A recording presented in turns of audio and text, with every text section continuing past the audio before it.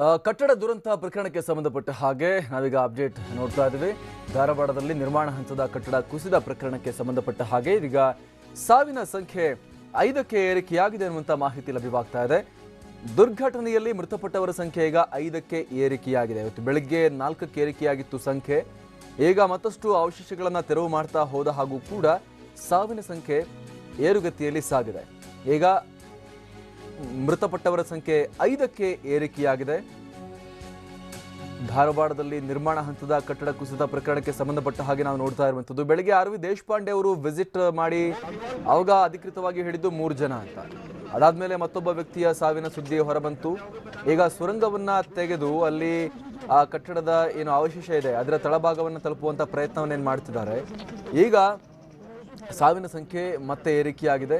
ಮತ್ತೊಬ್ಬ ವ್ಯಕ್ತಿಯ ಶವ ಪತ್ತೆಯಾಗಿದೆ. ಒಟ್ಟು 5 ಜನ ಇದುವರೆಗೂ ಕೂಡ ಪ್ರಾಣ ಕಳ್ಕೊಂಡಿರೋದು ಈ ದುರಂತದಲ್ಲಿ ದೃಢಪಟ್ಟಿದೆ. 60ಕ್ಕಿಂತ ಅಧಿಕ ಜನರನ್ನ ರಕ್ಷಿಸಿ ಅಲ್ಲಿಂದ ಬಚಾವ್ ಮಾಡಿ ಹೊರಗೆ ಕರೆತರಲಾಗಿದೆ. ಗಾಯಗೊಂಡವರಿಗೆ ಆಸ್ಪತ್ರೆಗೆ ದಾಖಲಿಸಿ ಚಿಕಿತ್ಸೆಯನ್ನು ಈಗ ನೀಡಲಾಗ್ತಾ ಇದೆ. ಸಾವಿನ ಸಂಖ್ಯೆ ಮತ್ತಷ್ಟು ಹೆಚ್ಚಾಗುವಂತ ಆತಂಕ ಕೂಡ ಇದೆ ಇಲ್ಲಿ. ಯಾಕಂದ್ರೆ ದೊಡ್ಡ ಪ್ರಮಾಣದಲ್ಲಿ ಅವಶೇಷಗಳು ಇನ್ನೂ ಕೂಡ ಅಲ್ಲಿ ರಾಶಿ ಬಿದ್ದಿದೆ.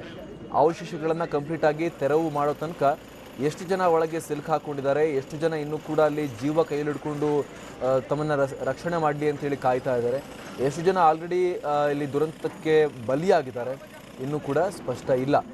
ಅಲ್ಲಿ ಸಾಕಷ್ಟು ದೊಡ್ಡ ಕಟ್ಟಡ ಆಗಿರೋದ್ರಿಂದಾಗಿ 4-5 ಅಂತಸ್ತಿನ ಕಟ್ಟಡ ಇದಾಗಿರೋದ್ರಿಂದಾಗಿ ತುಂಬ ದೊಡ್ಡ ಪ್ರಮಾಣದಲ್ಲಿ ಅವಶೇಷಗಳಿದೆ ಅಲ್ಲಿ. ಅದನ್ನು ತೆರವು ಮಾಡಿ ಕಂಪ್ಲೀಟಾಗಿ ಅಲ್ಲಿಂದ ರಕ್ಷಣಾ ಕಾರ್ಯಾಚರಣೆ ಮುಗಿಸಿದ ಬಳಿಕವಷ್ಟೇ ಇಲ್ಲಿ ಸ್ಪಷ್ಟವಾಗುತ್ತೆ ಒಟ್ಟು ಎಷ್ಟು ಜನ ಸಿಲುಕಿದ್ರು, ಎಷ್ಟು ಜನ ಮೃತಪಟ್ಟಿದ್ದಾರೆ, ಇನ್ನೆಷ್ಟು ಜನ ಒಳಗಡೆ ಸಿಲುಕಿದ್ದಾರೆ ಎಲ್ಲವೂ ಕೂಡ ಆವಾಗಲೇ ಕ್ಲಿಯರ್ ಆಗುವಂಥದ್ದು. ಅಲ್ಲಿ ಅವಶೇಷಗಳ ಅಡಿಯಲ್ಲಿ ಜನ ಸಿಲುಕಿರೋದ್ರಿಂದಾಗಿ ತೀರಾ ರಫ್ ಆಗಿ ಕಾರ್ಯಾಚರಣೆ ಮಾಡೋಕ್ಕೂ ಕೂಡ ಸಾಧ್ಯ ಇಲ್ಲ. ಒಟ್ಟಾರೆಯಾಗಿ ಹೋಗಿ ಅವಶೇಷಗಳನ್ನು ಎಳೆದು ಹಾಕ್ಲಿಕ್ಕೂ ಕೂಡ ಆಗಲ್ಲ. ಯಾಕಂದರೆ ಯಾರಾದರೂ ಬದುಕಿದ್ರೆ ಅವ್ರ ತಲೆ ಮೇಲೆ ಅವಶೇಷಗಳು ಬಿದ್ದು ಅವರು ಕಾರ್ಯಾಚರಣೆಯಿಂದಾಗಿಯೇ ಅವರು ಮೃತಪಡುವಂಥ ಅಪಾಯ ಕೂಡ ಇರುತ್ತೆ. ಹೀಗಾಗಿ ತುಂಬ ಸ್ಮೂತಾಗಿ ತುಂಬ ಕೇರ್ಫುಲ್ಲಾಗಿ ಅವಶೇಷಗಳನ್ನೇ ತೆರವು ಮಾಡಬೇಕಾದಂತಹ ಅನಿವಾರ್ಯತೆ ಇದೆ. ಅದೊಂದು.